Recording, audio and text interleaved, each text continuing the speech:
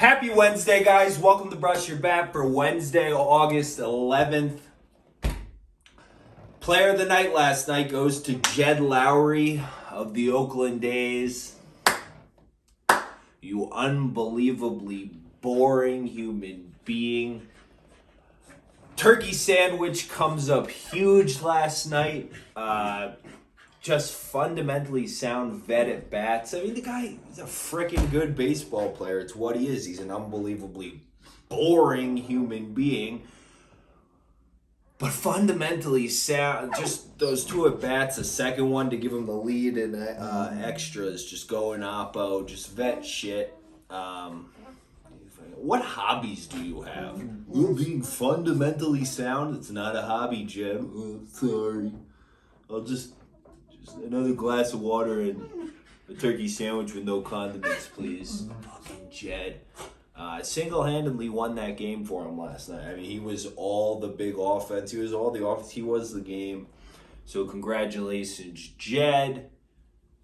Not congratulations to the old bank account. We move forward.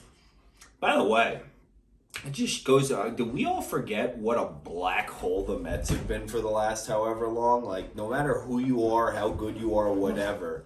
Like, starting with what? It was like back in the Delgado, Roberto Alomar little thing they did. From then on, you go to the Mets, you go to die. We, like, briefly forgot about that. We get a nice test to watch Francisco Lindor's career from here on out. But we move forward into today's slate. For Wednesday, the Twins plus 152 over the White Sox. Our matinee game to kick off the slate, Obear over Lynn.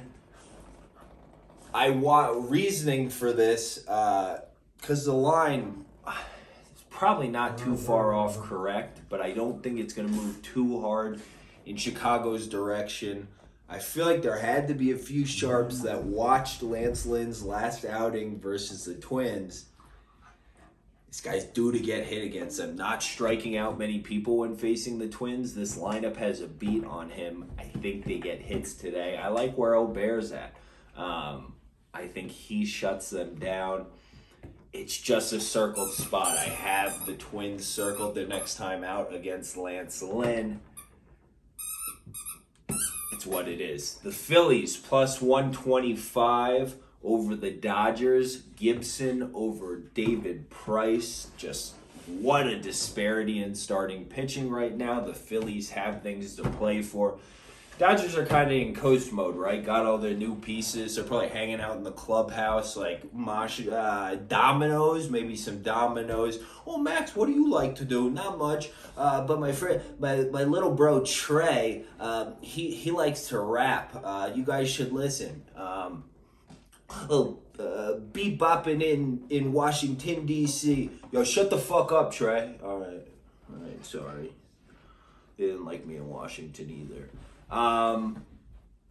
But huge disparity in starting pitching. I mean, David Price, can't be starting baseball games right now. He's got to be doing, that 1 or 2 innings of low leverage. Again, the Phillies have things to play for. Kyle Gibson's good. That was actually a sneaky good pickup. The Phillies are just doing so many things right. How hard is it to find a suitable manager in baseball right now today? It's got to be just like that. You either have to find a guy that knows baseball and is unbelievably disconnected with the youth. I mean, it's hard, admittedly. I feel like my little brothers are 18 and 16. I feel like we're talking Portuguese and Taiwanese. It's raised in 2 completely different whatevers. But people just can't seem to marry any semblance of baseball knowledge and being able to connect with the young players. Because how is Joe Girardi, Aaron Boone, Mike Matheny, these people are managing? It's what is going on? The dude for the Pirates? What planet am I on? I don't even care to know the guy's name. He won't be around long enough. But the Phillies could just get out of their own freaking way. I still think, they're going to win the division, right? So, I don't know, maybe they still have that juice. So many winners on that team. The Reds plus 101 over the Braves. We are on the opposite side last night. We'll be on this side today. Miley versus Tuki Toussaint. We love our Fruit Loops, but this is, again, a massive disparity in starting pitching. I mean, Wade Miley's a stud, man. And going up against Tuki, he's going to run into some issues against this Cincinnati lineup. If this was 2019, we'd be on the Braves. But it's not. And the angle of them just absolutely moshing good lefties is fading. Man, I mean, I'll say it to this day. I have a really good buddy who's a Braves fan. We talk about it all the time. But what it just seems to be, what I understand, injuries, whatever else, it seems to be what made that, like, Braves lineup that just seemed unstoppable at times. Honestly, the gear in the cog that you took out that made it stop clicking, it's fucking Nick Markakis, man. It's Nick freaking Markakis. Such a freaking good baseball player.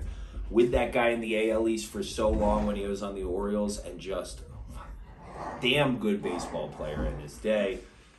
But again, we have huge disparity in starting pitching between the Reds and Braves. We're not re-believers, but at plus 101, you're kind of forcing our hand here when we, again, don't believe.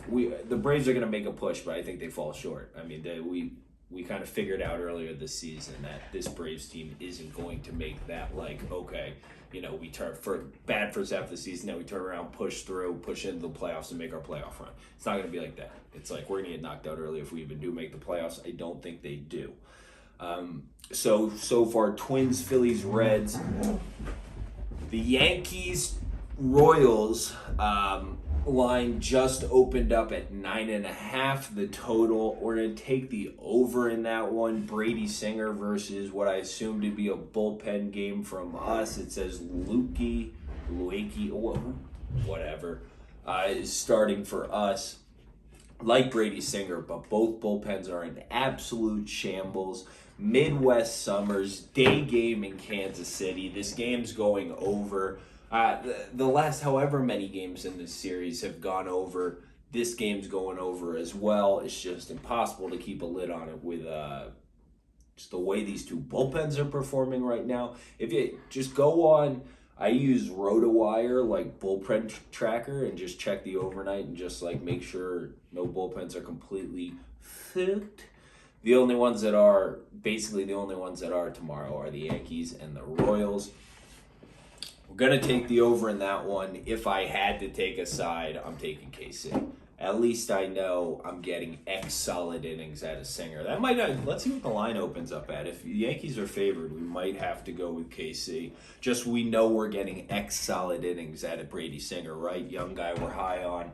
He's going to give us, 5 to 6 solid ones. Out of the Yankees, we have no clue what we're going to get. And both bullpens, again, are bleeding out on the pavement. The Jays are in like the high minus 160s over the Angels.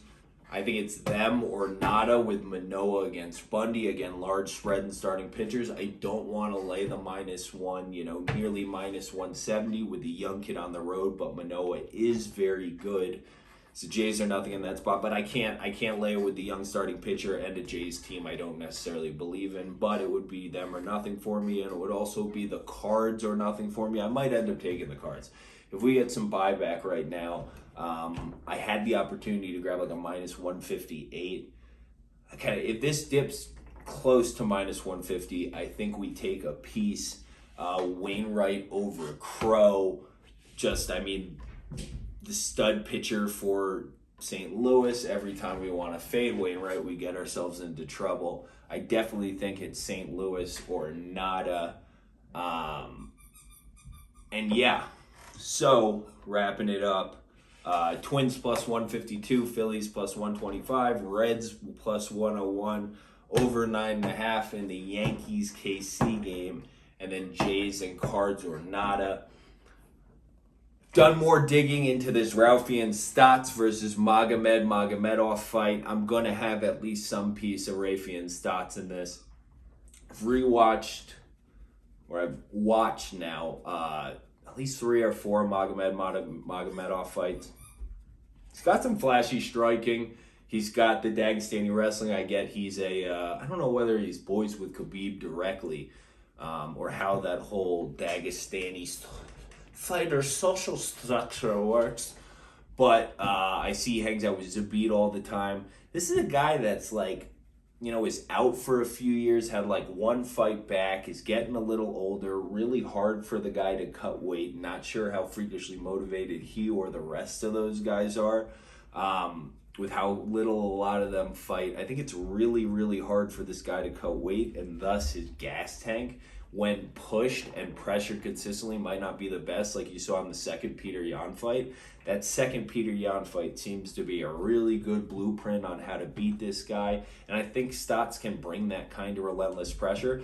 The flashy striking from Magomedov, like he does a lot of just flying knees out of nowhere. He's really explosive early.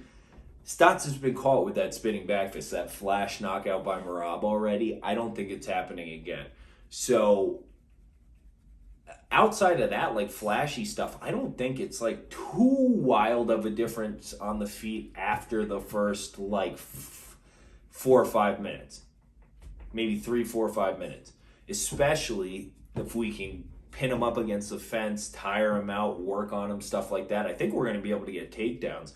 Stots is very tricky, very smart. He's going to have some kind of moves to either get takedowns or reverse position when he needs to. Magomedov seems like, in that first, he was going against obviously a really good striker, but it seems like a good portion of his game revolves around mixing up the striking, the clinch work, etc. The Dagestani wrist grip function, what, who, where, what thing. And I think Stots is going to be able to neutralize a lot of that. If he just makes this a scrappy, grinded out war or whatever, he's going to have the better gas tank. I think he's going to want it more. I'm not quite sure where we're getting this plus 300 at. Would still love to hear some feedback on it because I don't know, man. Watching that and then watching Stots on the other side, Stots is like an unbelievable wrestler. Like the little just moves this guy has and how cerebral he is and stuff. I'm just not sure. I think I am going to be on Mr. Stots. And I think I'm also going to be on Mr. Cooper versus RoryMacdonald in PFL. Want to do a little more research into that one. Mostly watched more of the Cooper tape. But RoryMacdonald seems like another one of these guys to me that's like not like a Santiago Ponzinibbio, but almost like him or like Tony Ferguson. It honestly seems like a Tony Ferguson to me. Where like these people that watch like UFC before it evolved into a sport where like D1 athletes are fighting, like kind of looked like you're like the average guy who walks in now into the UFC, I feel like would just kick the living shit out of most of these guys who we watched in like the 2010s, whatever. And like these guys that everybody's like, oh, this fucking legend Tony Ferguson. You come back, if you're a guy like me who's only been watching for a few years, my little brothers were really into it when they were younger. They used to compete in a lot of like taekwondo, whatever tournaments. Oddly enough, I'm the one who's Asian. They're my half brothers. It means nothing. They're my whole brothers, but bio wise or whatever, they're my half brothers. So they're not Asian, but they're the ones who did taekwondo and stuff. Weirdly enough, they were into UFC when I was younger. I tried to get into it a little bit, but couldn't really. I don't know why at the time. Even though I think I watched those original like Ultimate Fighters with Josh Koscheck and those guys or whatever. But long tangent. Oh shit. Long tangent to say that I think RoryMacdonald is just like one of these guys. It's like the guy just gets a living shit beaten out of him and like toughs it out or does whatever to get through. I don't know. I think this Cooper guy's aggression is going to be a fucking problem. So I'm looking at Stots and Cooper, man. I already took a piece of Stots over plus 300 because I couldn't help myself. I was at the window. The ice cream was right there. She wasn't looking at each other. I would fucking never do that in real life. If somebody would, that's despicable. But yeah, so some Stots, some Cooper, and then rolling with baseball tomorrow. hey, 2 days in a row. Let's keep the streak going here. Yeah, I will see you guys tomorrow. Have a wonderful one. Oh, shit. That's how you turn it off over here.